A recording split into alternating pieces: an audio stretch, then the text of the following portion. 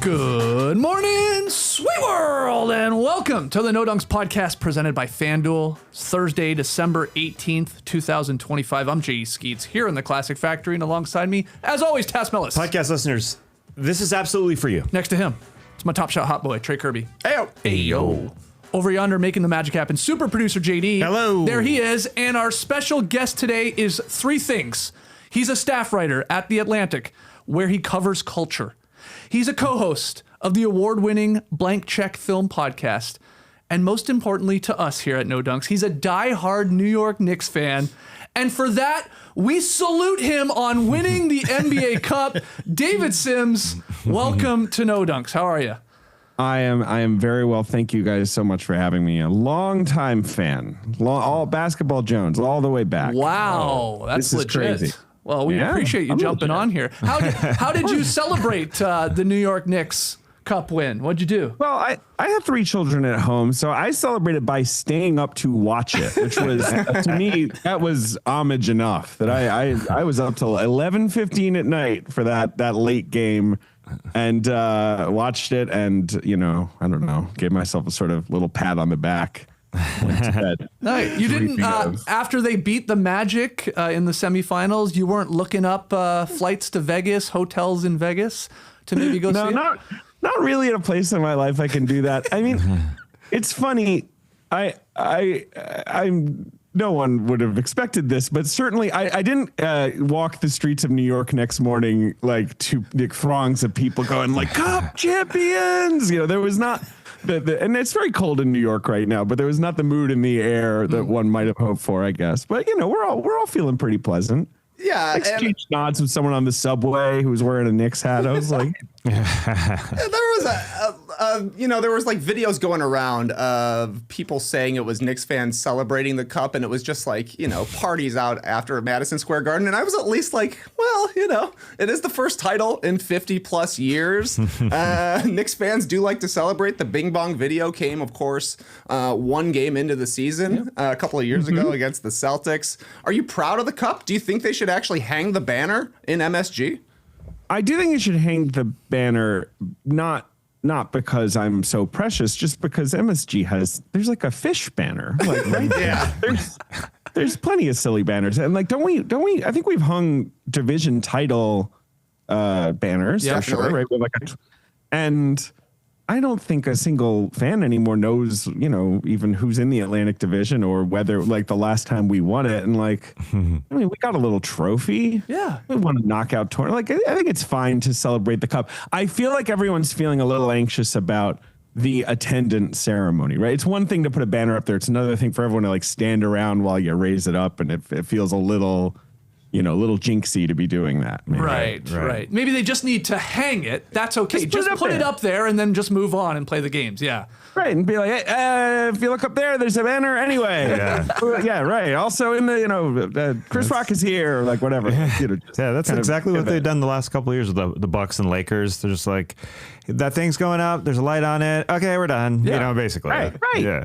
It definitely feels like I know MSG's a mecca, but come on, we can put up a little banner. It definitely feels like this is Jim Dolan saying, "No thanks, Adam Silver." This is like the guy who is always the one vote abstaining in 30 votes amongst the owners, and it's like always 29-1 for everything, and it's always James Dolan who says no. But David, did you see the post-game celebrations with Josh Hart and Jalen Brunson?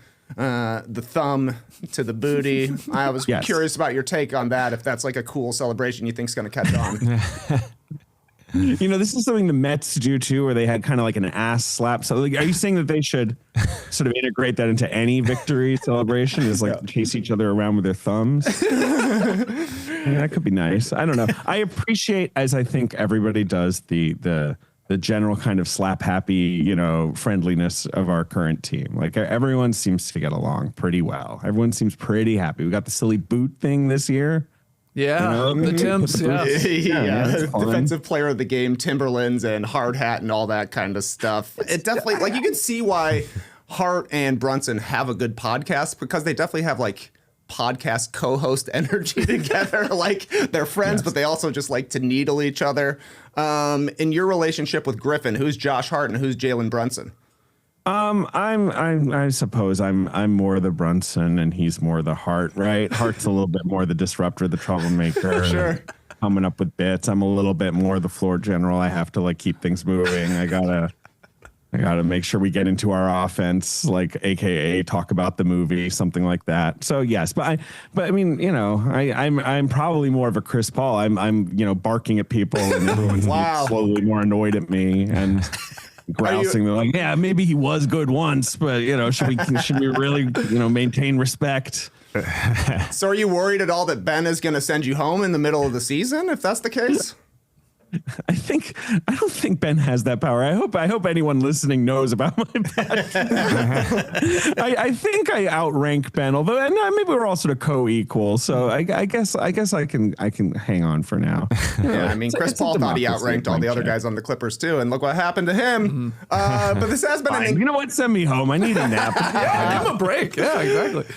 This has been an encouraging Knicks season, I think. You know, they went to the conference finals last year for the first time in 25 years and kind of surprisingly said goodbye to Tom Thibodeau. They wanted to get a little bit more offensive spice out there with Mike Brown and play the bench a little bit more. How do you think this season has gone so far, changing things as much as they did after a successful season last year? I'm quite happy about it. I really respected Thibodeau for just sort of instituting a culture on the Knicks, which was what the team had lacked for so long, just any sense of a culture, right? Like the Knicks for years were just this clown show and we scared off free agents and it was just like, it's just a mess over there. And we had this like nice bedrock kind of, this is what they do, this is how they behave, culture for years. He was a good coach. But it's so clear to me that it's kind of like, you know, Kerr coming into the Warriors, not as good as that, but still just that thing of like, we just needed someone to be like, hey guys, we're going to spice things up a little bit. We're going to give people a little more run. Like we're going to behave a little like less, you know, the way Tibbs was just so orthodox about minutes and rotations that, you know, it just was starting to feel a little stale and frosty. I like Mike Brown. I wasn't, when he got hired, it's not like I was dancing in the streets. I was like, oh, sure. You know, yeah, he's fine. But I do feel like it's been what we've needed. I don't know if you guys agree. Yeah, I think so. I mean, Tibbs is like a great floor raiser as a coach. It feels like you're going to win at least 50 games if he's the coach because the effort that he's going to require and playing the top guys as many minutes as he does. But maybe there's a ceiling as well because you're going full bore the entire time. At least a shakeup was necessary. But what would you consider a successful season this year for the Knicks? They did go to the conference finals. Like that was a pretty good step forward. There's not many more places to go. I think we have to go to the finals, right? Like I hate putting expectations on It is not a fun thing to do. And last year, or last season, this year, but I suffered as all Knicks fans did with that kind of crushing, stomach churning, kind of like, okay, here it goes. As the Pacers beat us. And I had a little twinge of it at the NBA Cup, and we were very confident. It was a very confident performance from us at the final. I really liked how we didn't get shaken by the Spurs, having the lead most of the time and all that stuff. But yeah, as a Knicks fan, and any sports fan, you just have that like fourth quarter, like clenched, like, okay, is every three suddenly about to go in against us? But no, I think we should aim to make the finals. Why not? Right? It feels the East is weird. Feels like we can do it as long as we don't get beat up. Like as long as we don't lose somebody. Yeah, I think that's fair. 18-7 right now. You just won the cup. Yeah. Obviously coming off of last year, and there is a good camaraderie with this team and the new coach bump and all that. But I want to get your opinion on the rumors that have been going around for a while now. Let's be honest, Giannis, and whether or not the Knicks, if they had the capability to make a move for Giannis in Milwaukee, or are things going, don't disrupt this like awesome team we have, building our depth, obviously these elite guys led by Brunson. Like, where do you fall on this, David? Like, yeah, it's Giannis, go get him. That's why we did all of this, to get all these guys and some draft capital, not a lot obviously. Or are you like, leave it alone? I really love Giannis. Yeah. Like, I loved him basically since he entered the league. I've always just, I mean, one, what's the trade? I still haven't really. What is it? It's like Cat and Kolek and a bunch of swaps and picks. Is that what we have? Like, yeah, Cat's like the biggest piece. I mean, God bless, but do the Bucks really want that? Like, I mean, right? No, that's the thing as well. That's fair question. It doesn't really track to me that we can swoop in and do that, but. Yeah, I think you do have to do that. I worry because, yes, I feel like there's something karmically bad about messing with a team that's, in a flow and that it is in good shape. But we did already do it with the Randall Cat trade, which is obviously less seismic. But we kind of did it where we were like, the team's pretty good. Chemistry's not bad, but you know what? We're just going to do this because, on the face of it makes sense. Yeah. And we broke up the Nova Knicks and all this stuff, and we did things that felt kind of karmically bad. And, the team basically benefited from it.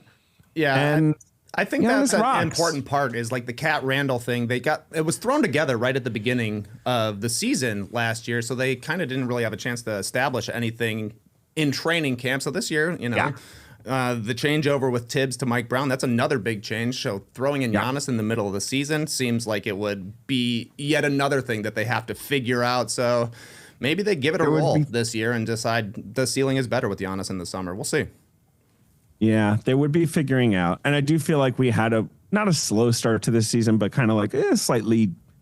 You could just feel like new offense getting instituted, just a slight rustiness. I don't really think Brunson and Giannis would have any trouble together. I know some people sort of are like, oh, can they share the ball? Like, that doesn't strike me as a sort of, that feels like it's something you could overcome to me. Right. I'd probably do it.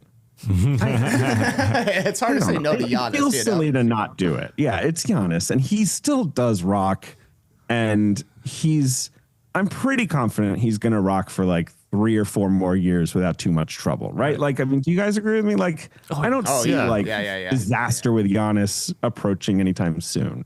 No, I agree with you on that. And yeah, if the trade is like sort of at its face, basically, are we upgrading Cat to Giannis? I think Knicks and a lot of Knicks fans would do that. But I do get the thing, like basketball's funny, right? It's like, it's working. They're growing. Do you want to rock the boat with that? I also understand that side of the thing. It also, on top of that, Giannis unfortunately is injured all the time because the guy plays like a maniac. Mm-hmm. So they're not part of the equation as well. Who are your... Yeah. No, I believe in sort of institutional, stability. I am generally, as a sports fan, I'm kind of pro sticking with your guys. Now, but I do feel like that's old fashioned of me. And I do feel like that's not how like a lot of modern sports leagues really work. And I should probably get over it. It's very Tom Thibodeau of you. A little bit, which is why I sort of would soft defend him even as like our players' legs started falling off. Yeah, for sure. They changed the atmosphere around there. The whole aura. It was a positive. There is no doubt. Yeah, the Knicks were a big chase the star for the longest time, and it feels like since Leon Rose took over, even though they did make the Cat trade last year and have done a lot of stuff, they value being a more normal team right now. But also a guy like Giannis hasn't come available yet. And maybe wants to go to your team as well. Yeah, exactly right. But David, growing up, who were the Knicks guys that really got you in to being a New York fan? I was a huge John Starks kid, and I feel like he was such a kid-friendly player. Like, obviously, we all liked John Starks at the time. But like there was the whole kind of chippy underdog thing with him. I think as I was a tall kid, so I played basketball, but I lacked, I would say, the sort of grit and grind. I did not like to get into the paint, and I think I preferred more of the John Starks. Like, he's a shooter. I understand that. Yeah. So I was a big Starks guy. I had this kind of like father-son thing with Patrick Ewing, who obviously does not know who I am. But like as a kid, I think there was just something so like calm and kind of like, patriarchal about him. And he was kind of the first athlete I was obsessed with. Like the Knicks are the first team because when I was a kid, the Mets were fairly irrelevant, in the early 90s. And I never really had a football team. The Knicks were the first like sort of good team that I got to root for. The finals, the 94 finals was the first sort of significant sports event I got to like stay up and watch. And obviously it's the first time that I experienced like crying on the couch and having my heart ripped out by a sports team. And somehow, I stuck with it, right? I stayed a Knicks fan. Starks was my first baby sort of fave when I was a kid. Well, it's interesting you say we all love John Starks. I assume you mean Knicks fans, because I definitely I don't John mean Starks. all people. Chicago Bulls fan Trey Kirby, not the biggest John Starks fan. That was one of the worst moments in my life when he ended up on the Bulls for like 9 games one season during our tanking years. It was so bleak for him at the end. It was a tough sort of soft retirement for John Starks.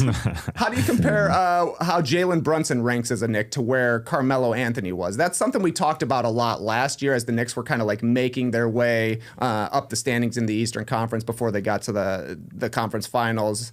Neither of them have played in the finals. Neither of them have won an MVP, but, are kind of the biggest superstars for the Knicks since the Ewing days.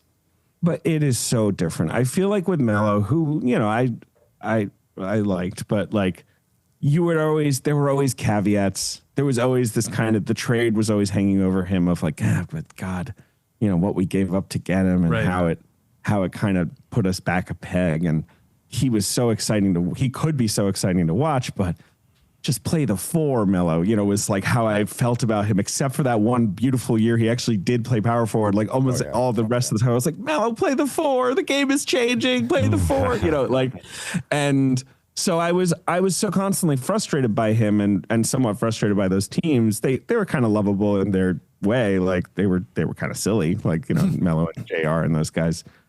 Brunson, it's completely different. Like, we signed him, I'll admit, and I'm not the only Knicks fan. I was kind of like, what? We're paying that much for this guy? I had the reaction I feel like a lot of Knicks fans had. Basically just adore him. Like, just within minutes, I was just like, oh, this was meant to be. Nick for life, despite not being one. Like, sort of, it felt like he'd come out of the culture of like whatever the Knicks culture is, like whatever sort of however you want to define that. It's sort of a sad thing to define, probably, but very fond of him. Bristle at criticism of him. If someone says he's like foul hunting, I get like irrational about it. You know what I mean? Like it's just know-how. Yeah, exactly. It's ethical. Very and just he does seem like a good guy. Like he's in a.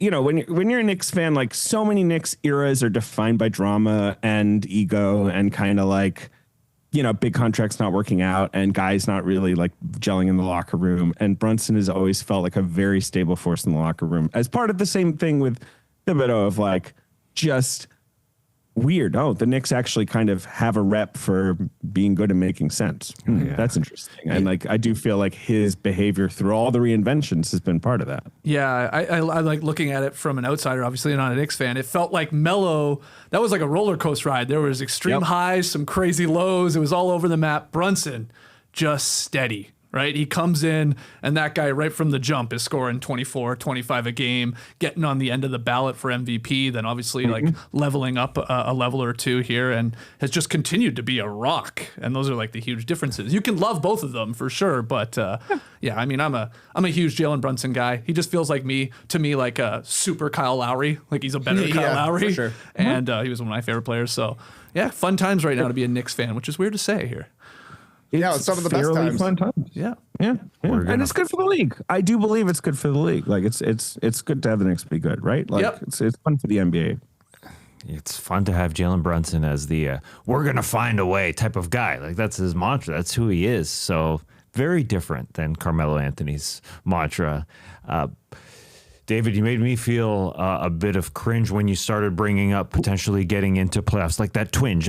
Cringe is not the word. Twinge is the word. Twinge, cringe. The word of going into the playoffs, like you saw in the NBA Cup. You start to see them in the fourth quarter. They get really close, right? I think Jalen Brunson here, post NBA Cup, is that guy that'll be a rock. Even though Giannis and LeBron were the NBA Cup winners, it feels like Jalen Brunson will lead you here this next week, this next 2 weeks. Like the guy is a rock, right? And as you went into the playoffs, I start to feel like my Toronto Raptors fan. I'm like, oh, those are tough times, man. Like, that's a whole roller coaster that you got ahead of you, which is awesome at the same time. You're living and dying with every playoff game. We've been there. Yeah. We all know that. I mean, Trey, unfortunately, not for a while, but yeah, it's literally been a decade since I was living and dying with a playoff game. But you know, but so that's the thing for the most of my NBA fandom, barring like these little spurts like Linsanity or like the kind of one good mellow run, like it's like, well, I'm an NBA fan. I get to enjoy basketball. I get to like, you know, seek out the narratives that are good because the Knicks are barely relevant or irrelevant. Yeah.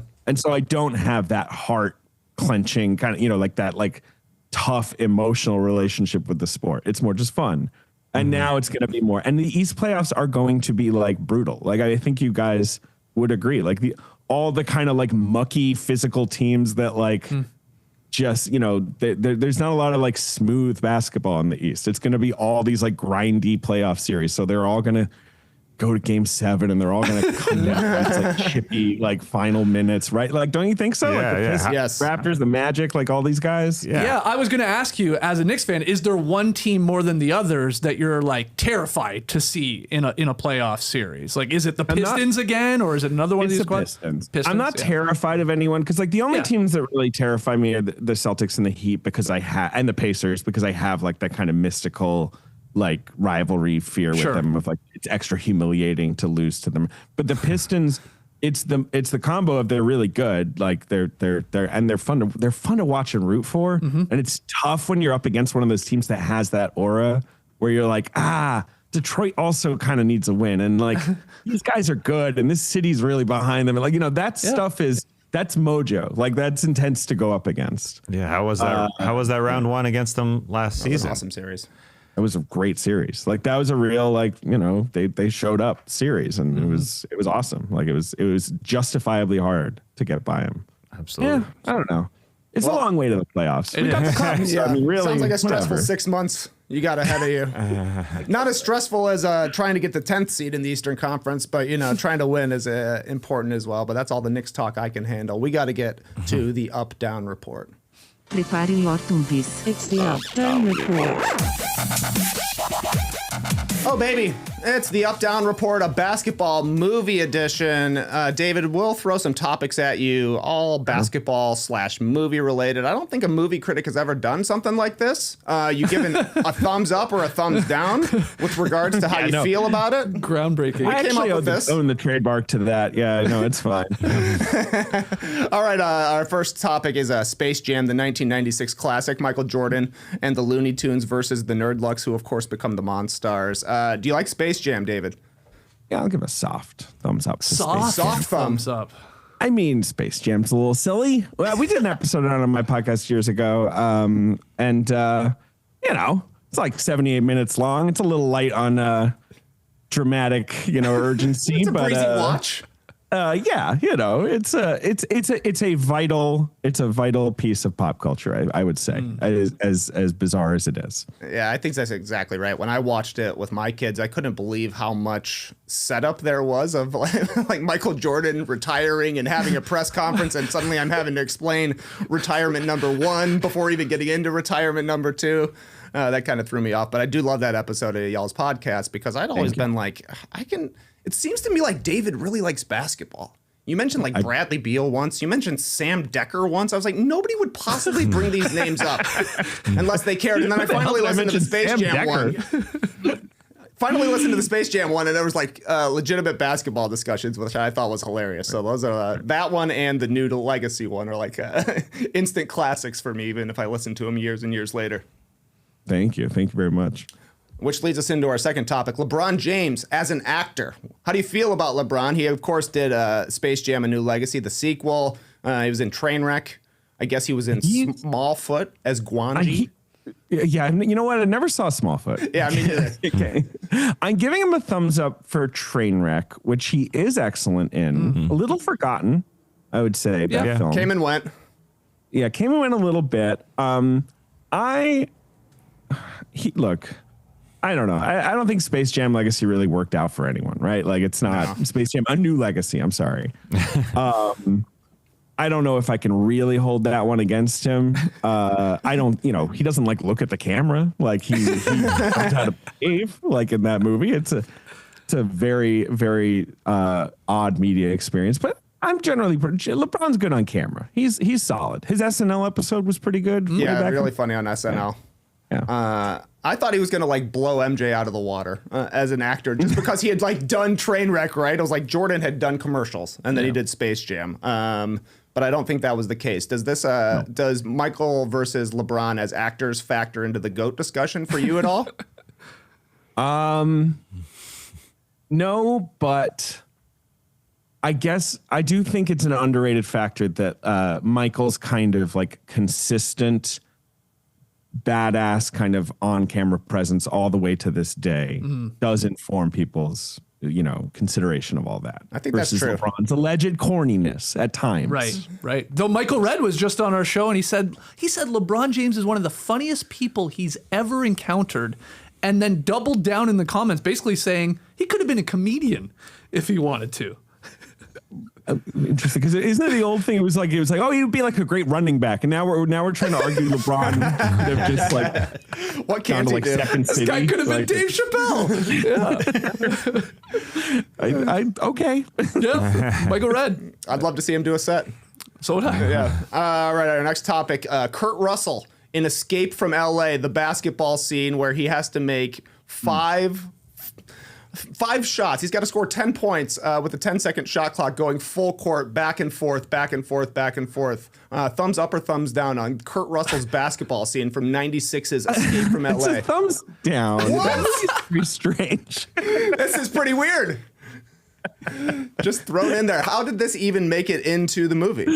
That I remember being mostly I've only seen Escape from LA maybe twice, but my reaction to it. It comes like during a fairly dramatic part of the movie that they have to suddenly play basketball, right? Like it's not really in the narrative of things. I always think of Sigourney Weaver in Alien Resurrection hitting the backward lob. That's the craziest basketball move in a movie ever. That she actually hit it. It looks fake because the basketball goes off camera, but it wasn't fake. Wow. She throws it from behind, over her head, and it goes through the net. Yeah, and apparently they had to cut her away like immediately because nobody could believe that she Everyone actually did it, right? Yes, everyone. That's pretty awesome.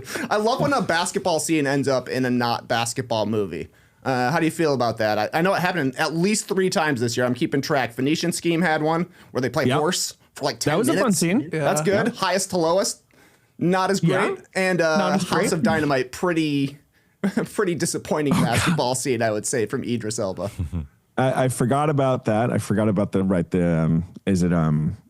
Angel Reese in Angel Reese's cameo in That's House right. of Dynamite. Oh, yeah. Now I know what you guys are talking about. It's like, I watched that. He's like shooting around in a suit. Yeah. Considering the implications of nuclear war in America. And then he's like, hey, Angel. And I'm like, why am I? What? I don't want to tell this. Keeping shots up. Skeets, though, in Escape from LA, what Kurt Russell has to do is he has to go from one end of the court to the other. 10-second shot clock. And he's got to make 5 shots or else he is killed. Do you think you could do it? There's a 10-second shot clock to get from one end to the court to the other. Okay, I have not seen this movie, so I'm glad you guys are sort of explaining this to me and maybe some of the listeners, viewers. You're saying it resets every time, or he has to hit 5 shots in 10 seconds? No, every time he makes a shot, the shot clock resets, and he's got to go to the other end. Yeah, could I what you're asking, could I feel confident that I could do a layup from one end to the other in less than 10 seconds? Well, that's one way to do it. Yeah, or I guess pull up from 3. Yeah, I'm not pulling up from 3. I think I could do the layup. I think I could do it in less than 10 seconds. Yeah. I think so. Yeah. That seems like a long time. Okay. Hey, Kurt Russell got it done. But Did I he? do think, spoiler. Jeez. I think that would be like a good Instagram account, like take the Kurt Russell challenge. I don't know if it necessarily hits in 2025. The Kurt Russell challenge. That's going to be an all-star weekend event, David. Gen Z obsessed with Kurt Russell. The only Knicks basketball movie I could really find, David, Eddie. Your thumbs are up or thumbs down on Eddie? I'm thumbs up on Eddie. No, Eddie's pretty bad. Eddie is. I'll be thumbs down on Eddie. Okay. Eddie is only, I think, interesting as a sort of document of like mid '90s, kind of as the Knicks are starting to curdle like late-ish '90s vibes on the Knicks. I think we maybe win the division in Eddie. we don't win the finals. I think we go to the playoffs. I think they at least go to the playoffs. Yeah, hang a banner for winning the division in Eddie would be incredible. Should do that. The only other, I'm trying to think, in one of the Teenage Mutant Ninja Turtles movies, the live action one, there's an extended sequence at MSG with like Lou Amundsen, like a really terrible Knicks team. Like Lance Thomas is on that team. It's like our kind of like end of the era, like mellow sort of stuff. And that's a tough look. Like back at it now. Like as the Turtles are like in MSG fighting somebody. Yeah. I gotta find that one. I haven't kept up to date with the Turtles live action franchise. They're up and down, I would say. Yeah, fair enough. Final one for you, David. Timothée Chalamet is the newest Knicks super fan. How do you feel about having one of the finest young actors out there cheering for your team every night? I feel great. He's so for real. Like, it's just so obvious that he is a dork about the Knicks.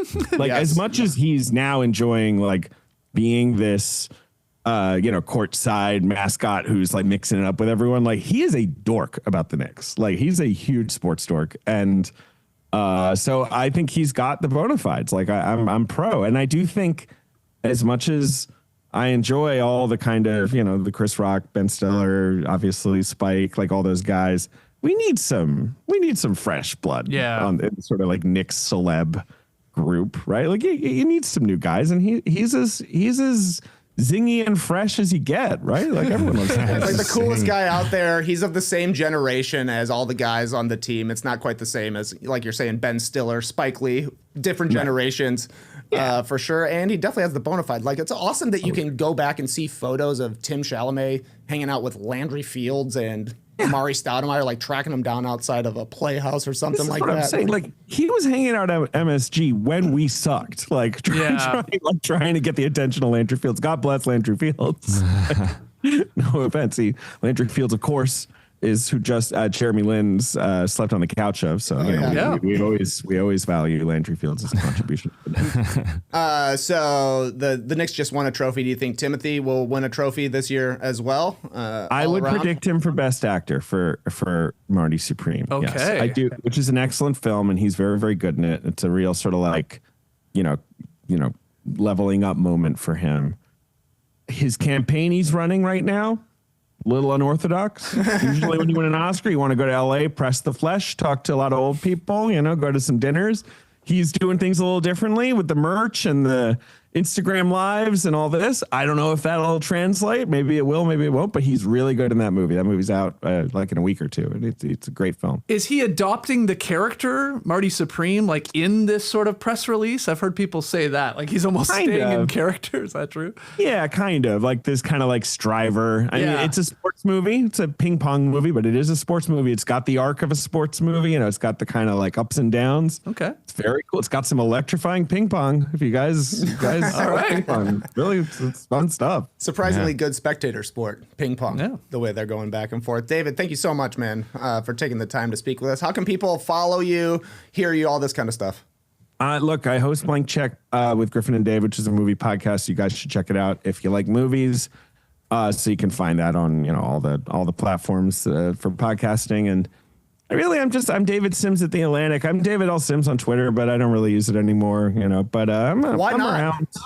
Oh yeah, I don't know. Yeah, what's up with that place? But I'm lurking and I'm having fun. But yeah, check out Blank Check, and you can read my film criticism at The Atlantic anytime. And final question, because you did say, I mean, you've been a longtime fan of the show here, back to the Basketball Jones days. Do you have a favorite memory from this weird show we've done for 20 years? Oh my God. I don't know. Really, the thing with you guys is the consistency more than anything. There was just you're one of the first sort of like podcasts. You're one of the first podcasts. Yes. Let's just start there. Yep. But as you guys sort of rose up, and then you went over to NBA TV, and you were on my dang TV sometimes, and mixing it up with everybody. Like those were just exciting times. I don't know. I mean, I remember when you guys went on the Chris Gethard show a billion years ago. Oh, wow. Great call. Collide Yeah. A human fish. You did commentating for like one of his rec league games or something like that. Yeah, it was. exactly right. I mean, you won't believe this. Yeah. It was bizarre on the Chris Gethard show. Yeah, we were basically commentating on, I guess it was a recorded basketball game that they had played. Yeah. We were doing it in the audience, studio audience. Yeah, that was a great memory. So it's a fond memory. Yeah. Well, David, thank you so much for joining us here. Everybody check out Blank Check. Check out David's writing at The Atlantic. And good luck to your Knicks. You got the cup. Now try and go get the LOB. Let's go get it. Thanks, Ted. Let's go get it. David. Happy holidays, man. Thank you so much. You too. Thank you. All right, we're going to take a quick break. When we come back, we're going to look at some NBA trade deadline tiers. We'll explain that. But first, a word from our sponsor. When it comes to betting on your favorite NBA players, nobody does it like FanDuel. From points and rebounds to threes and assists, FanDuel is the best place to build your player prop story. 12 games on tonight. Yeah. Chunky schedule. Yep. Lots of opportunity out there. Combine your favorite picks with FanDuel into a same-game parlay or track every stat live, all in one easy-to-use app. Whether you're backing a breakout performance or riding with your favorite star, FanDuel gives you more ways to play and more reasons to cheer. Here's a reason to cheer. Trae Young is back. Yeah. Trae Young coming back for the Hawks tonight. Is that official? I saw he's poised to play. Yeah, okay. He is poised for this evening's affair. He hasn't played since October. He's only played 5 games this season. It's crazy. Yeah. Wow. Now is the perfect time to join, whether you're Trae Young or just Trey Kirby. New customers get to $150 in bonus bets if your first $5 bet wins. So bet on the players you love the way you want with FanDuel, official sports betting partner of the NBA. All right, thanks again to David Sims for joining us here on No Dunks. Hit the like button, subscribe, podcast listeners, 5-star ratings and reviews if you enjoyed that.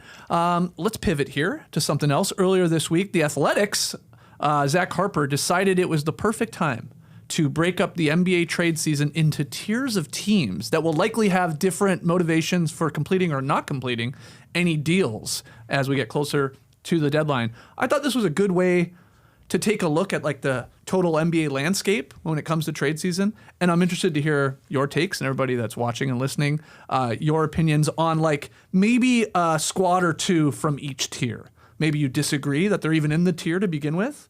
Maybe you think they should be in another one. And maybe you have a trade idea, whatever. We'll talk it out here. So let's jump right into it. Tier 1. This is from Zach Harper. Again, I'll make sure to link to this in the show notes, but Harper's buyers to compete tier 1. Now, this is the biggest tier, most teams in this tier than all the others. There's 5 tiers in total.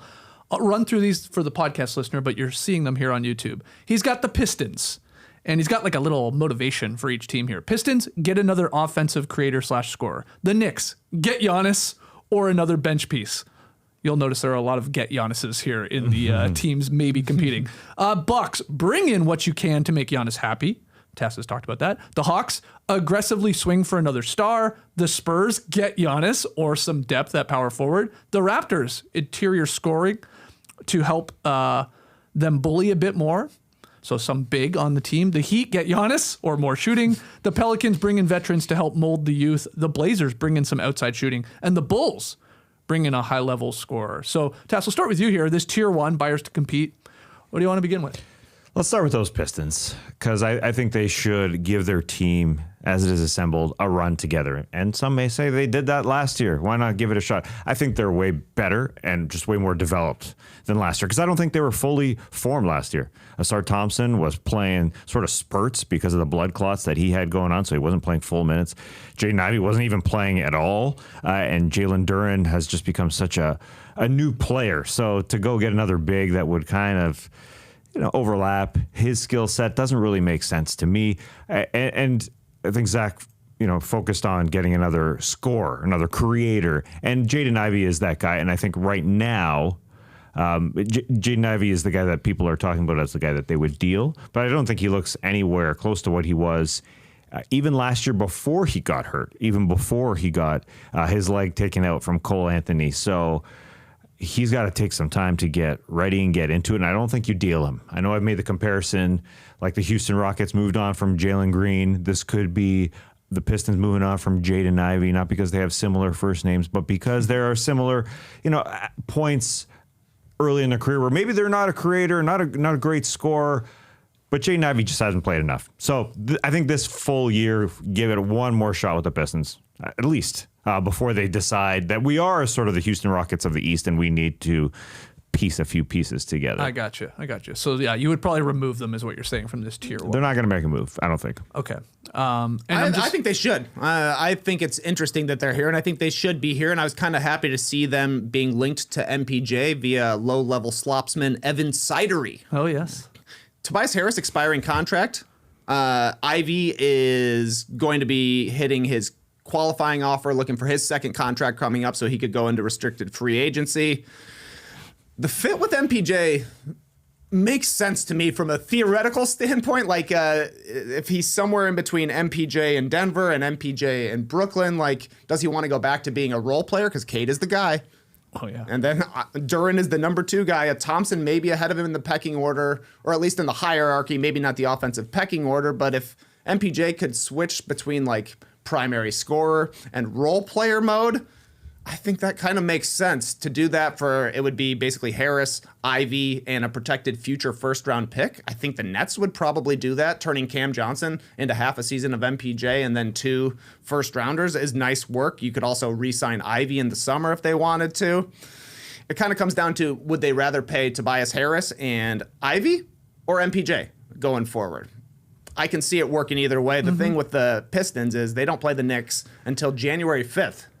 So I kind of have a hard time knowing how they compete against each other right now because, you know, the Knicks beat them in the playoffs last year. The Knicks are rolling right now, but the Pistons have had the best record in the Eastern Conference for the entire season. They look great. They just haven't had to go against each other yet, and I think maybe they see how things go in that January 5th meeting and then kind of make some determinations there since they would have still another month going forward. Yeah, that's a good point. They're 21-5 right now, the Pistons are. They obviously lead the Eastern Conference. It is wild to say it that way. Yeah, 21-5. And like if you look at their upcoming schedule just to end the calendar year, they go on a West Coast road trip, but not against like really elite teams. They play the Mavericks in Dallas tonight. Then they have a home game against the Hornets. Then that road trip, like I said, Portland, Sacramento, Utah, the Clippers, and then the Lakers. That takes us to January 1st. Like, you know, I just listed the teams. They could very easily win 5, maybe even 6 of those 7 games, let's say. So we're looking at like a record that's like going to be flirting with like sort of close to like 30-7 at that point. And I'm with you, TK. Can't wait for that January 5th game to play the Knicks because that's like, it feels like those teams might have to go through each other. I know there's the whole Tatum possibly coming back for the Celtics. Maybe the Cavs figure things out. Other squads like the Magic, but I don't know. They're going to collide at some point. Yeah. And I want to see them in the regular season to see like how they shape up against them. Their series was ridiculously good last year, and it feels like the Knicks have leveled up a little bit. And if I'm the Pistons, I'm looking at my guys to level up as well because we've seen Jalen Duren do it. Asar Thompson is doing it, but I think you want to see him at least play through a full season of non-blood clots because he had to deal with that last year coming back. And Jaden Ivey, really, he's only played 11 games this year. And so he hasn't looked anything like his ability yet. And so I want to see him, see if he can get close to what he was last year when he was 46, 41 from 3. The guy could ball. So I do want to see that. Tobias Harris, of course, he's not a long-term guy for Detroit. No. So if he's the piece that you're moving on from, sure, you think about it. You definitely think about it. But this Pistons team is stacked. To be at 21-5 and not really playing all their guys all that much is awesome. Yeah. Are there any teams, other teams from that list that you wanted to touch on? It literally made me laugh that the Bulls are in tier 1 here. Buyers to compete. Compete for what? Your love. Unfortunately, I'm locked in and I'm a loyal guy. Oh, okay. But they're a half game up on the Bucks for 10th in the Eastern Conference right now. I think they should be in tier 2, selling for lottery odds. Right. They could also be in tier 5, stand pat. And guess what? You're still going to have good lottery odds. But the fact that they are here in the buyers to compete tier just tells you the opinions of the Bulls. Everybody knows they're going to try and make a win now move, and they shouldn't make a win now move. Right. They should not. They simply shouldn't. We've talked a lot about the Raptors. We don't need to talk about them. But the Hawks and Spurs on this list, in this tier, it makes sense. But I think what we've come to the realization is if the Hawks are making a deal, Jalen Johnson's not going to be in it. And if the Spurs are making a deal, I don't think Stephon Castle is going to be in it, or Dylan Harper at this point, and obviously Wemby. And then maybe there's a lot of other guys that are possibly could be moved. But those star guys, those what appear to be either all-stars or turning into all-stars and all-NBA talent, in the Spurs case, you can't trade them at this point. You can't. Nah, I don't think You've so got either. something there, and obviously on a cheap contract with the rookie contract in the Spurs case. So we'll see. All right, next tier. Sellers for lottery night. 4 teams in this bunch. We got the Dallas Mavericks. Trade motivation, their big men are available and they own their pick. Utah Jazz, don't mess up getting too many wins. The Kings, fire sale to get off those veteran deals. And the Brooklyn Nets, gather assets and ensure lottery odds. Of those 4 tasks, which one jumps out to you? Well, Dallas does because they have to start losing games to get really down low in the lottery numbers, just to be able to get that accompanying piece for Cooper Flag. You want to finish as low as possible, but with all these teams below you, right here, right now, Sacramento, Clippers, Pelicans, Charlotte, Brooklyn, Indiana, Washington, you got to start doing it now because Kyrie Irving is coming back. I don't think he's buying everybody go-karts for Christmas because he's not coming back. Did you see the video? Of Oh, those I go-karts? could not stop laughing when Kyrie Irving pushed over golf carts, I should say, not the go-karts. robot. I didn't care about the golf carts. Yeah. Him pushing over the robot was one of the funniest things of the year. It was very That's funny. hilarious, man. And you can tell he feels legit bad because somebody they're like, yeah, push it. And he really pushes it. Were they expecting it wasn't going to fall over? I think so. Because you hear somebody say, you can try. And then That's he what I thought. clocks And he that clocks robot, it. man. Yeah, you That think- was awesome. You'd think if Kyrie's pushing it, he knows it can get up, right? Like he's just saying, screw this thing, I'm breaking it. Because he did. It didn't get up. No, it was very broken. It was awesome. Stands it up. Come on, man. Yeah. Come on, come back to me. He's literally checking on it later. You can see him like Checking his flipping. pulse. Yeah, exactly. Yeah, but they're a really interesting team. He also bought golf carts, which are souped to the max for all his teammates. So he's not going anywhere. He's a freaking all NBA type of player when he comes back. So you got to start losing now, essentially. Like you can't. You're going to start winning games when Kyrie Irving is back, and it may be soon. It's Then why bring difficult. him back? Is the counter to that too? Just to say, hey, sit. I don't. Yeah. He's a ball player. I don't think he's gonna Hey, sit. go fix the robot. Get in the lab. You could tell a ball player to sit, but the guy, they're not far. They're one game out of the play-in. Yeah. They're not far at all. So I don't think he's gonna sit. So they're in an interesting spot where, Derek Lively done for the season. The Anthony Davis thing is very, very interesting, but I think they're gonna win games. They've started winning since Davis Yeah. came back, and even he hasn't been able to be on the court the entire time. They do have the 8th best lottery odds now. Like, you don't necessarily have to have top 4 lottery odds, as we've seen recently since things have been smoothed out. But I think the Mavs and the Jazz are both in kind of similar positions, and that's why they're both in this tier. Yeah. Selling to lose makes the most sense from a team building standpoint. Like, both of these teams want to get their pick this season as good as it can be. The Thunder get the Jazz pick if it falls outside of the top 8. Currently, Utah has the 10th best odds, so that pick would go to OKC if things go chalk as is. Right. But from a development standpoint, like, the Mavs want to win games. They probably want Kyrie Irving to come back to see what he's got, but also to get him ramped up for next season when they can actually try and make a step forward in the Western Conference. And the Jazz have just been caught in the tank for 3 seasons now. They probably would like to see a little bit of progress, especially after signing Markkanen to a big deal last year. Maybe they don't trade him once again. They say they want to build around him, but I'm sure as he gets older and older further into his career, he would like to see a little bit of positive momentum, some wins. So I think they're kind of caught in weird places where it's like, do we actually want to sell here and get worse and have a disappointing season, or do we want to try and make something happen and look like fools in June? Yeah, Utah has been whiffing on the draft over and over and over. Yeah, and they it have to keeps on pretend like happening. the draft doesn't exist. Is my opinion to them. I'm with you, Trey. Like this is a franchise that has gone down in wins for like 5 consecutive seasons. Like this used to be, of course, a 50-win team, and then it was into the high 30s, then it was into the low 30s, and just sort of keeps going down, down, down. 17 wins last year, obviously trying to bottom out, trying to like hopefully hit in the lottery odds, and they got a good player, I think, in Ace Bailey, but didn't get the Cooper Flag of it all. Stop doing that. I think they're. I don't think I would have them here. I think they've got some pieces there. Obviously, well coached.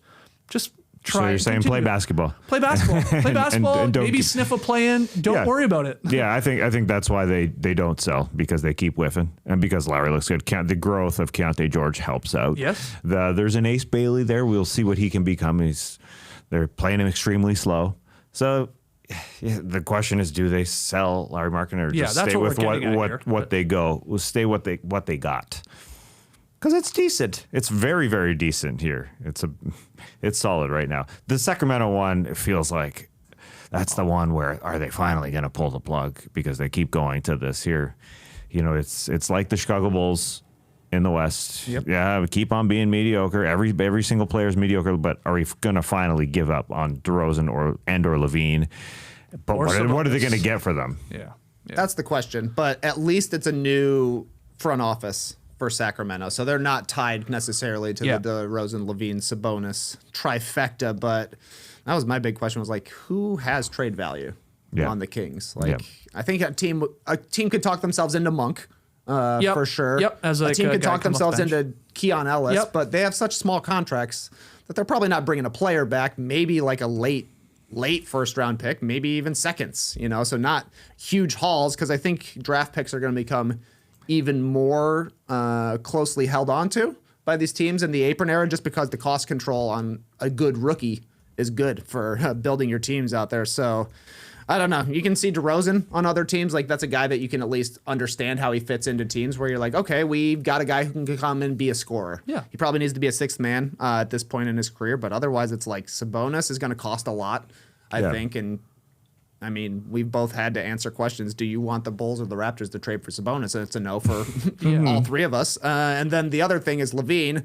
Like, I know the Bucks are kind of like poking around on Levine just because they need some other scorer out there, but I don't think that's the thing that keeps Giannis interested in Milwaukee. No, I think there's two tiers. There's the DeRozan and Levine tier where they ain't getting much for them. No. But then there's the Sabonis tier where you have to give up some stuff for Sabonis. Now, him coming back, you know he's going to play.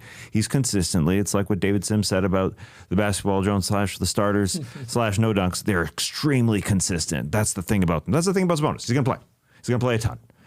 Is he a superstar? No, he's not your number one type of guy, but he's going to be there. He's going to be there playing. So that's the guy to me that they have to give up on in order to get something back. Because the other guys, what are they getting back for DeRozan, who would be great to see him as a sixth man for sure, to score off a bench somewhere. I'm preparing myself for whatever trade that we get from the Kings this deadline for it to be bad for them, whatever they're getting back. Now, I mean, perfect world. They're hoping probably, to go back to the Kings-Bulls comparison, they're probably hoping they can get off of Sabonis for what the Bulls, the Magic did, obviously, when they traded Vucevic sort of to the Chicago Bulls and sort of what they got back for that. I'm assuming the Kings would be ecstatic with some sort of return like that in terms of like Wendell Carter Jr. being the sort of like the piece of that, and obviously draft picks. But whatever it is, this is going to be bad. Like they get back from these guys. Yeah. And you said they're a mediocre team. The problem is they're not this year. They're just straight up bad. They're 6-20. So that would be a good sign that Scott Perry, who took over in April, would finally pull the plug on this team. But in the offseason, he went and got Dennis Schroeder because he thought they'd be good.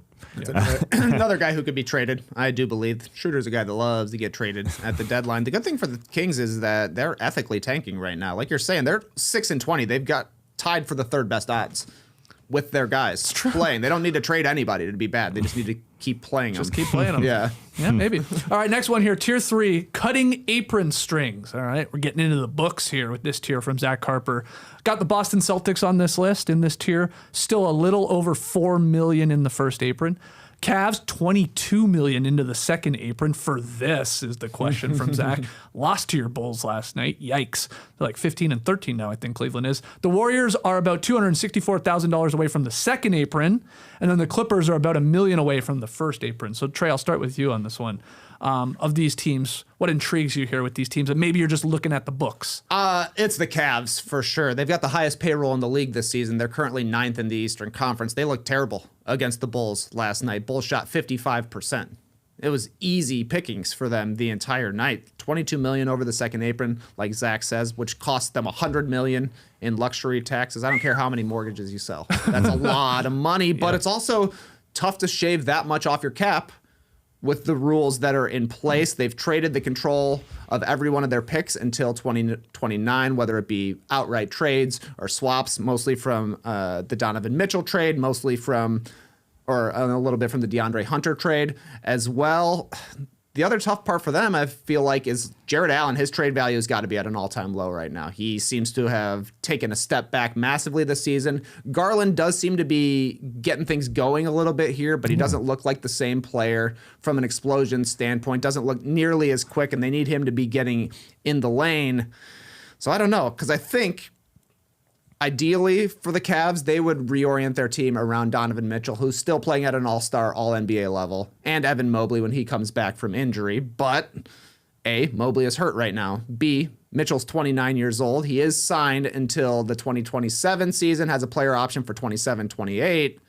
How long is he going to want to be around in Cleveland? I think is a question that's going to start being asked around the Cavs if they don't find out a way to turn this thing around. But with Mobley out, you look at the teams that, like the players they're running out, and that's just like a who is this? Like Dean Wade had a spark at one point. It's not really happening for him right now. Hunter has gone to the bench. He's not doing anything. They're waiting for Max Strus to come back, but it's like Jalen Tyson, fringe rotation guy. Naquan Tomlin, they just found him off the scrap heap. Fringe rotation guy. They've taken a massive step back this year, and now their books look really, really bad for a team that's not performing. Horrendous. They look really, really terrible. They don't have the fight within them at all. They put DeAndre Hunter to the bench for the first time this season. 2 months into the season, 2 months too late, it sure looks like. They just don't have that guy. I think Dean Wade would be a better option, just having him out there being that guy who was there last year, having the fight level to go along with Garland, who is looking better. Some beautiful dancey moves against the Bulls, there's no doubt. But then the Jared Allen ain't working all that well. So that might be the guy, the primary guy I think that they focus on potentially moving just to shake up that starting lineup. You know, they're hoping for Max Strus to come back, but I think Allen might be the guy to come out of this one with some sort of semblance of last year. Like I think he'd be the guy to try and get them back to what they were last year. They would be, somewhat tiny, but you can give Evan Mobley lots of 5 minutes. And see what they got. But It's Thomas Bryant. Yeah, it's bad. But I do wonder, like, we talked about the Pacers as a team that was looking for a center of the future. Jared Allen would be a nice role guy alongside Tyrese Halliburton for next season, but I don't know what the trade would be going back. Yeah. It will be Toppin to run around out there, maybe. But yeah, Allen taking a step back and Garland being hurt for the majority of this season has not been good for the Cavs because their only fallback plan is can we hit threes? And if they don't, it's a loss. Yep. Yeah. As far as aprons go, Brad Stevens and the Celtics, they must look at him and say, you are a genius. Combined with the new ownership for them to say, Drew Holiday, you're out. Kristaps Porzingis, you're out. And not to take long-term contracts back for either of those guys to look the way they look right here, right now. The new ownership who spent bajillions of dollars on them must be extremely excited for this team and what they are. Here comes a superstar coming back with Jason Tatum. They just have adapted to the current new NBA money books perfectly. You say that with confidence. You do believe we'll see Jason Tatum here in the new year. I'm guessing. I ain't a duck, but it looks like it. Yeah, it does look like it. Talks look like it. And I think it's helped out by the fact that, like, our team is pretty good. We might be in the mix Super here. good. Like, okay, we got some tough teams ahead of us, but maybe we can give them a fight if we got Tatum back. Yeah. And he would be helpful for that team. Like Jaylen Brown, I think, even if Tatum comes back, he's not going to be all NBA. Jason Tatum, but Jaylen Brown has taken such a step forward this year as the number one guy that Tatum could slot in as a role player. Like they would love to have his rebounding out there. His 3-point shooting would be helpful as well. And then anything he gives them as like an ISO dude, that's even butter on the roll. Butter on that That's roll. butter on the roll right there. Now, I don't know if you can trade for a big with what they have. Maybe somebody wants an Anthony Simons, considering it's an expiring contract, and somebody wants to take a chance on Anthony Simons. I get that, but he ain't fitting really well with Boston, and the Celtics need to get big. So it's like the discussion was they have to take a step back when Tatum went out. They did that, and they said money wise, this is what we're doing. But it's almost like they're almost on that other part of the curve where they want to add. And so it's an interesting part. I think they still have an eye on the Eastern Conference. I know Tatum's not himself, and their bigs are what they are, but why not? Why not? Tier 4, gaining assets. Couple teams. We got 6 teams total. Phoenix Suns, trade motivation, should try and get more assets to move. Pacers, assets for them would be big for next season. 76ers, Daryl Morey loves assets more than anything. The Grizzlies. What about Broadway shows? He does love Broadway shows. Grizzlies, they can move a vet for some future assets. The Wizards, they've prioritized cap space to acquire assets. And the Hornets, they're happy to be a third team for a pick. Yes, that's true. They've proven that before even. Trey, of these teams, what's got your eye? This actually really upset me. Okay. Why would Zach not use the word assets for the Hornets? He used it in every other line. Yeah, I think by that point, you're right. He did They're use it for happy the to be five. a third team for assets. Yeah, Come on, he man. wanted a pick. Come on. That's ridiculous to me. I mean, the Daryl Morey question I think is interesting. The 76ers, they've had kind of a surprising season building their team around Tyrese Maxey and guard play, and they're just happy to get anything from Paul George and Joel Embiid right now. So I do wonder what they do. But the team that really interested me was the Washington Wizards. Bad season for the Wizards. But they do have two big-time expiring contracts, $33 million for Chris Middleton, $30 million for CJ McCollum. These were guys that when they were brought to Washington was like, oh, maybe they'll rehab their value and be able to ship them out. I don't think you're getting a first-round pick for either of these guys, but I do wonder if there's teams out there that would be interested in either Middleton or McCollum to be a bench scorer or a big shot taker when they absolutely need it.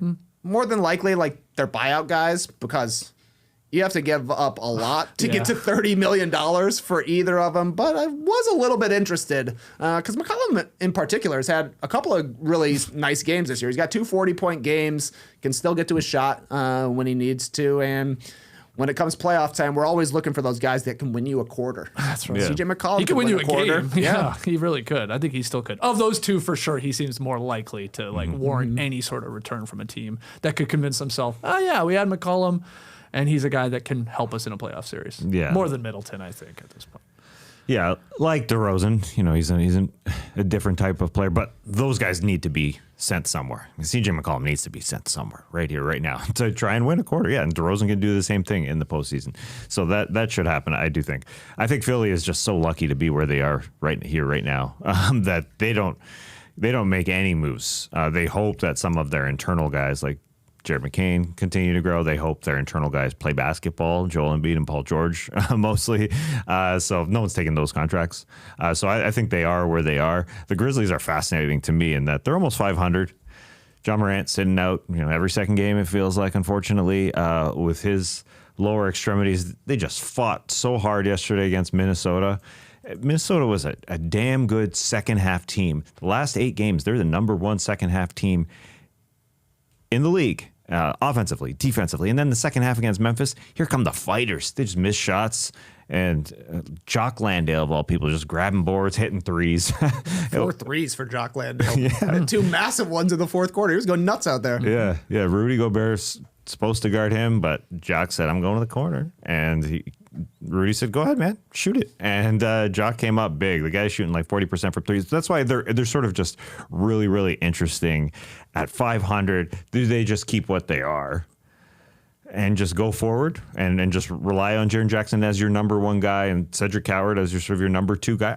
It's fascinating. They have a bunch of pieces like coming into this year. We thought, all right, here comes Vince Williams. Here comes DJ Jackson. Obviously, last year, they had a bunch of guys perform.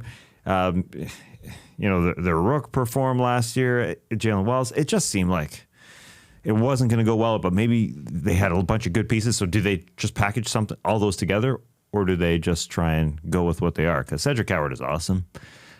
Watching him yesterday, if Eric Bledsoe was 4 inches taller, he'd be Cedric Howard. He would be so confident. Coming down the floor, he saw an advantage. He said, all right, I'm going right at Bones Highland. I'm taking him to the rim. Eric Bledsoe could have been that guy with a little bit more dribble in his game.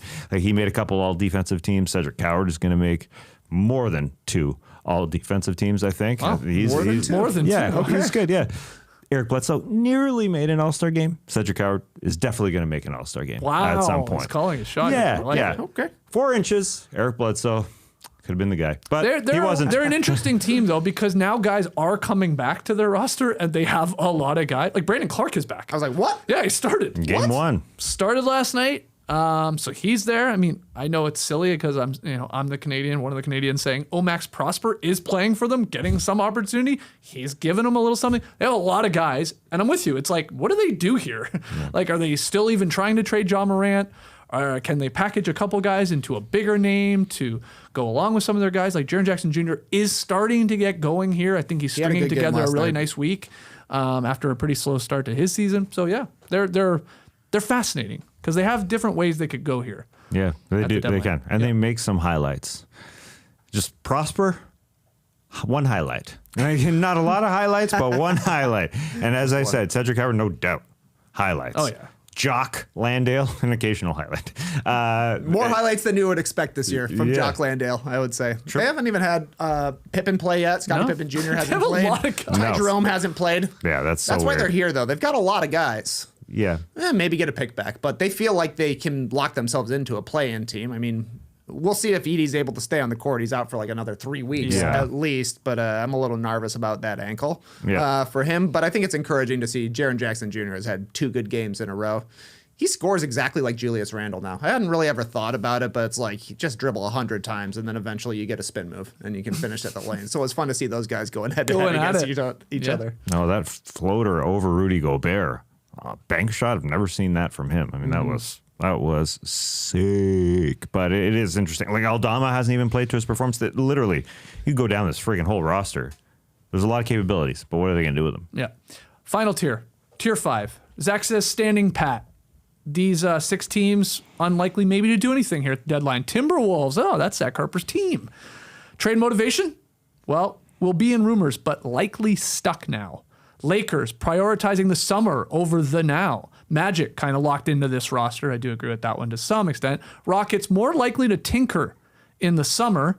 Nuggets, they're locked into this squad. And the Thunder, why mess with perfection?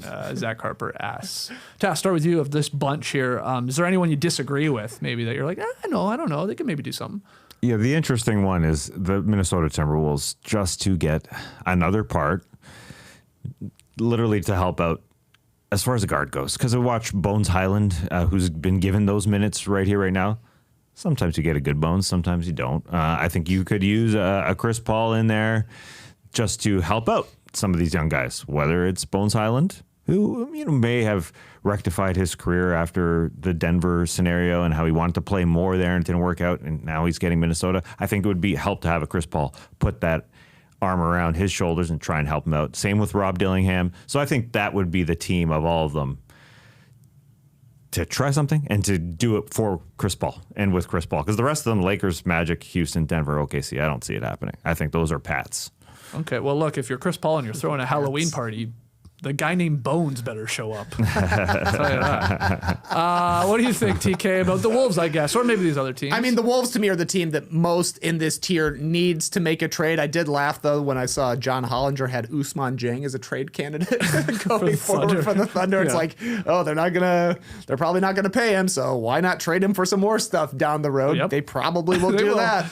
If they want to make a move, they definitely could. They've got maybe 2 lottery picks coming in this year. They could get any player in the league they wanted. But yeah, the Timberwolves, man, they really, I think, do need a trade. They're 2-8 against 500 teams. You mentioned they have been the best fourth quarter team in the past couple of weeks. Second half. Yeah, second half team. But I also heard on the broadcast last night that they hadn't had a lead after the first half since late November. It was their first lead after the first half last night against Memphis since November 24th. Yeah, and that's the problem crazy, with this man. team. They're not good enough to be playing from behind like that. Yeah, they always do. Yeah, but I think they need to make a move. And for me, it is Randall. Like, it would be a bit of a sell high on Randall because he's got this year left on his contract, next year left on his contract, then a player option for the 27-28 season. He's been their most consistent player this year. I don't think he played very well last night against Memphis, but I don't know. I think he's most likely to either bring in some assets that they could use to get somebody else, or maybe another player. Since he's making $30 million, they could get somebody decent. They could get CJ McCollum. I don't think that's the right guy. No. But I think they need to do something. They need some kind of shakeup because I just don't think this team is good enough to really make a run at the top 4 in the Western Conference. The 4 teams ahead of them seem clearly ahead of them. to me. And then you go back and like look at their playoff run last year. It's awesome they made the conference finals, but you can easily poke holes in how they got there. They beat a Nuggets team that had 2 starters down, basically. Yeah. I'm trying to think of teams that would like be calling to inquire about Julius Randle. I am struggling with like a team like he is a good player, and I'm like, who is calling them there? I agree. It's tough. They are kind of stuck, I think. Yeah, maybe that's why they're in tier 5. That's here. right. Maybe Harper's got it right. Rockets, I think, also could use a guard upgrade. He says this is like a team that he thinks would wait until the summer. They've got a lot of things that they could trade going forward. I think that they could upgrade Okogie or Aaron Holiday. The only like bad contract they have right now is Dorian Finney-Smith, but it's a pretty bad contract considering the guy isn't playing and is signed for multiple years at this point. But they've got enough picks down the line that maybe you could encourage a team to take DFS and get the picks along with it and beef up your perimeter play. It's always fun time of season. We always talk about this big name player. This big name player might get dealt. Usman Jang definitely going to get dealt. Okay. He's out of here. He's out. He was a number 11 pick. I mean, it's a long time ago. But he was picked ahead of Jalen Williams. Yeah, that's why he could get dealt. Hopefully it's not one of those trade seasons. It doesn't seem like it will be, where only the small guys get dealt. The big guys will get dealt. It feels like bigger, not Usman Jang level. There's going to be way bigger than that. Oh God, I hope so. I hope Usman But it feels Jang like is the biggest name. Yeah, Randall would be extremely interesting. Last year, did you say they beat the Nuggets with 2 injured guys? We were talking about the Thunder because they beat the Lakers and the Warriors. Oh yeah, they beat the Warriors. Sorry, I was mistaken. The Warriors without Steph Curry. So they did have a path, an older Lakers team, and then the older Warriors team. Yeah, they beat the Lakers. That's what you're right. Yeah, okay. Lakers were playing 6 guys and then no Steph for that series. So there's holes. Yeah, and it feels like they need something.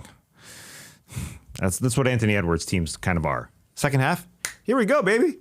It's so strange. They got to get it going. That's why Chris Paul could fit. Oh gosh, feels weird saying that. I mean, he could fit, but like, it makes sense. I know what you're thinking about. Like, also, let's be honest here. Chris Paul is not going to take you to the promised land at this point of his career. Yeah, Conley. Bones is actually playing really, really well. Oh, I liked him. I liked watching him. He's even got a cool celebration. Anytime he makes a three, he's like a Birdman. Yeah. I love it. Double arm. Yeah. I'm Bones pilled right now. Wow. Though I don't necessarily believe Jim Peterson when he's telling me he's a pass first point guard. He's a pass first point guard who can score, not a score first point guard who can pass. Because the first thing I ever saw of Bones Highland was him just like playing anybody who wanted in one-on-one at a park. Come and face me at the park. I mean, he does look different now. He's gone through his lumps a little bit in the league. Yeah, been humbled a little bit. He's got a believer in Tim Connolly. Yeah. He passes. Bones man. Yeah, I don't have a lot of confidence in Bones Highland winning you 3 or 4 playoff rounds. No, he ain't going to play in the playoffs. But he is becoming a more mature player. I do agree with that. All right, thank to Zach Harper for the tiers. That's a lot of fun. Appreciate him putting together that article. Appreciate me reading it and then thinking that would be a great segment on the show. And I believe it was. We'll link to it in the show notes. Okay, Webite of the night. Well, this is fun.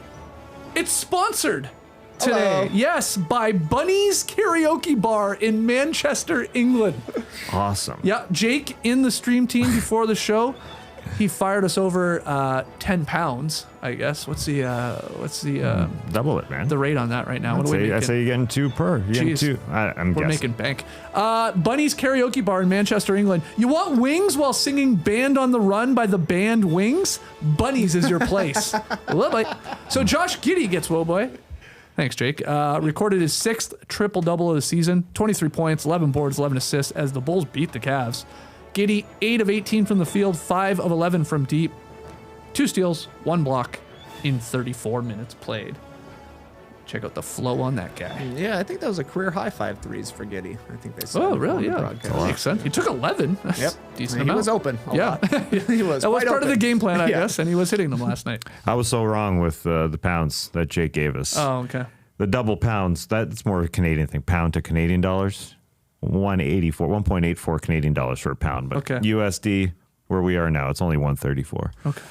So anyway, $13. Nice. $13. Thanks, Jake. You never know what it's going to cost to sponsor Whoa Hey, man, we're making money we did not expect to off Whoa Boy. We're loving it. We're loving it. It's our most sellable segment. It really is. I think we got five buyers so far. Awesome. Snuffleupagus, Sammy J93, Andrew Ho, Christian Ho, and now Jake. Wow, it's almost a full week. Keeping track. Yeah, man, I gotta This know. guy's working the books. I love it. I respect the audience, Ellis. Thanks, Snuffleupagus. No, if it you was are real. Wavelopagus or something, wasn't it? Yeah, you're right. It was Thanks, something like that. I'm not good at keeping track of things. I saw a Sesame Street thing. That's why I got into the Snuffleupagus. No, Sesame Street recently. Sesame Street and their performers were on the Macy's Thanksgiving parade. Okay. Weird. Why is that weird? I don't know.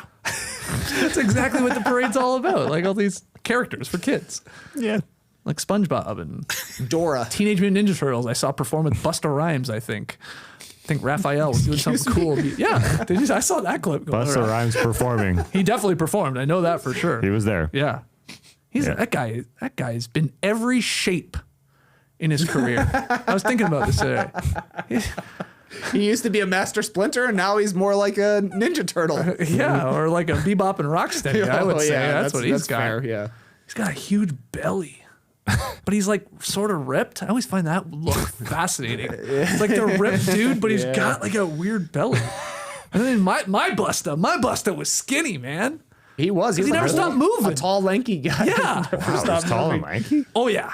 Well, I think so. he's never been tall.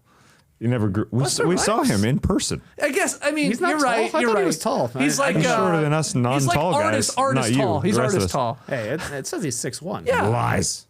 I need a backing. We saw him in a I freaking think he's hallway. 6 feet. I've seen him.